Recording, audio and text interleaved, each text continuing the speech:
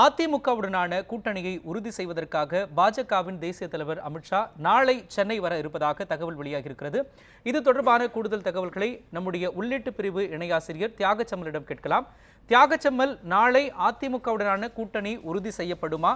தற்பொழுது அமித்ஷாவின் வருகை எந்த அளவிற்கு தற்பொழுது முக்கியத்துவம் வாய்ந்ததாக இருக்கிறது? இது குறித்து சொல்லுங்க.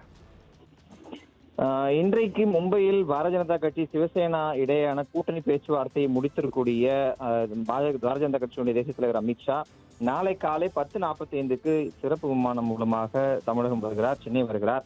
சென்னை வரக்கூடிய அவர் நாளைய தினம் முதலமைச்சர் மற்றும் துணை முதலமைச்சரை சந்திப்பதற்கான வாய்ப்புகள் இருப்பதாக உறுதிப்படுத்தப்பட்ட வட்டாரங்களிலிருந்து நமக்கு தகவல்கள் தெரிவிக்கின்றன.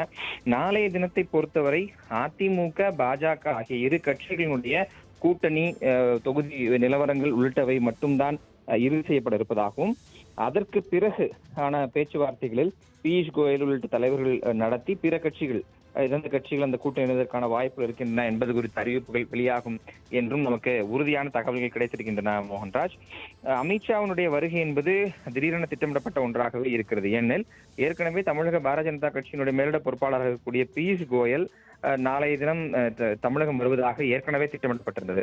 ஆனால் அவரது திட்டம் திடீரென ரத்து செய்யப்பட்டு அவருக்கு பதிலாக நேரடியாக பாரதிய ஜனதாவுடைய தேசிய தலைவர் அமித்ஷாவே வருகிறார் என்பது மிகவும் முக்கியத்துவம் வாய்ந்த ஒன்றாக பார்க்கப்படுகிறது. அதிமுக கூட்டணியை அதிமுக பாரதிய ஜனதா கட்சி பெருமளவிற்கு எதிர்பார்த்திருந்த ஒரு சூழ்நிலையில் தேசிய தலைவராக இருக்கக்கூடிய அமித்ஷாவை வந்து அதனை அறிவிப்பது என்பதும் தமிழக அரசியல் களத்தில் நாடாளுமன்ற தேர்தலில் மிக முக்கியத்துவம் வாய்ந்த ஒரு திருப்பத்தை ஏற்படுத்துவதற்கான அனைத்து சாத்தியக்கூறுகளையும் உருவாக்கி இருக்கிறது.